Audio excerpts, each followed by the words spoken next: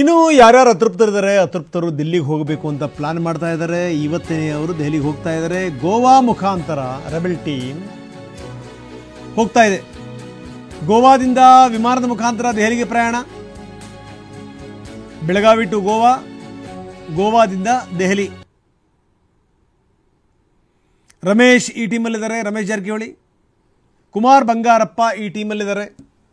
ಬೆಳಗಾವಿಯಿಂದ ಗೋವಾಕ್ಕೆ rebel team ತೆರಳಿದೆ. ಗೋವಾದಿಂದ ವಿಮಾನದ ಮುಖಾಂತರ ದೆಹಲಿಗೆ ಪ್ರಯಾಣ ಬೆಳೆಸಿದೆ. ಅಂದರೆ ಇಲ್ಲಿ ಏನಾದರೂ ಆ ರೀತಿ ವ್ಯತಿರಿಕ್ತವಾದಂಥ ಪರಿಣಾಮಗಳಿತ್ತು ಅಂತಂದರೆ ಸ್ಥಿತಿಗತಿಗಳೇನು ಅದೆಲ್ಲವನ್ನೂ ಕೂಡ ಎಕ್ಸ್ಪ್ಲೇನ್ ಮಾಡಬೇಕು ನಾಯಕರನ್ನು ಕಂಡು.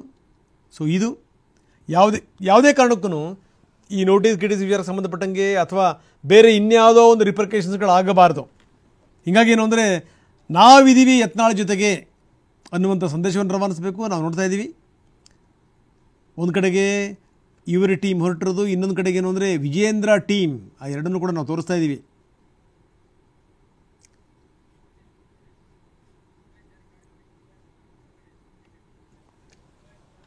ಇನ್ನು ಈ ನೋಟಿಸ್ ವಿಚಾರಕ್ಕೆ ಸಂಬಂಧಪಟ್ಟಂಗೆ ರಮೇಶ್ ಜಾರಕಿಹೊಳಿ ಏನು ಹೇಳ್ತಾರೆ, ಕುಮಾರ್ ಬಂಗಾರಪ್ಪ ಏನು ಹೇಳ್ತಾರೆ, ಬನ್ನಿ ನೋಡೋಣ.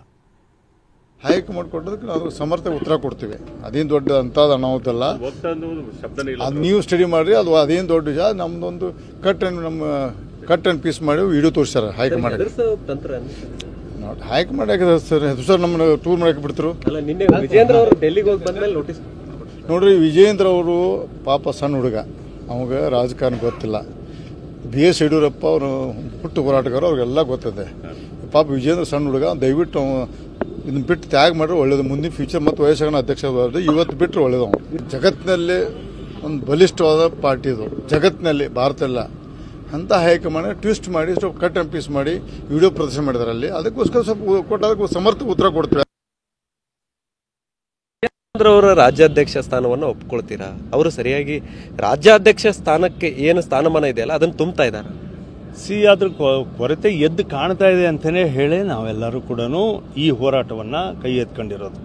ಯಾಕಂದರೆ ಸಂಘಟನೆಯಲ್ಲಿ ಆಮೇಲೆ ಹೊಂದಾಣಿಕೆ ರಾಜಕಾರಣ ಏನು ಸತತವಾಗಿ ನಡೀತಾ ಇದೆ, ಅದು ರಾಜಕೀಯವಾಗಿರ್ಬೋದು ಅಥವಾ ಅನೇಕ ಸಂದರ್ಭದಲ್ಲಿ ಆಡಳಿತಾತ್ಮಕವಾಗಿಯೂ ವಿಚಾರ ಇರ್ಬೋದು. ಈ ಥರ ಸಂದರ್ಭವನ್ನು ಪದೇ ಪದೇ ಕಾಣ್ತಾ ಇದ್ದೀವಿ. ನಿಮಗೆ ಹೆದರಿಸುವಂತ ತಂತ್ರನ ಇದು? ಹೆದರ್ಸೋದಕ್ಕೆ ಹೇಗೆ ಸಾಧ್ಯ ಆಗುತ್ತೆ? ಬಂಗಾರಪ್ಪನವ್ರ ಮಕ್ಕಳಲ್ವ ನಾವು? ಏನಾದರೂ ಆಗಲ್ಲ ಅಂತೀರಿ? ಬಂಗಾರಪ್ಪನ ಮಗನ ಅಷ್ಟು ಸುಲಭವಾಗಿ ಹೆದರ್ಸೋದಕ್ಕೆ ಸಾಧ್ಯ ಆಗೋದಿಲ್ಲ ರಾಜಕೀಯವಾಗಿ.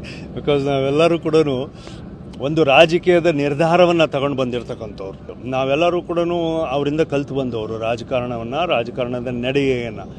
ಬಟ್ ಅದೇ ರಾಜಕಾರಣ ಇವತ್ತು ನಡೀತದೆ ಅಂತ ಹೇಳಿ ನಾನು ಮಾತನಾಡೋದಿಲ್ಲ.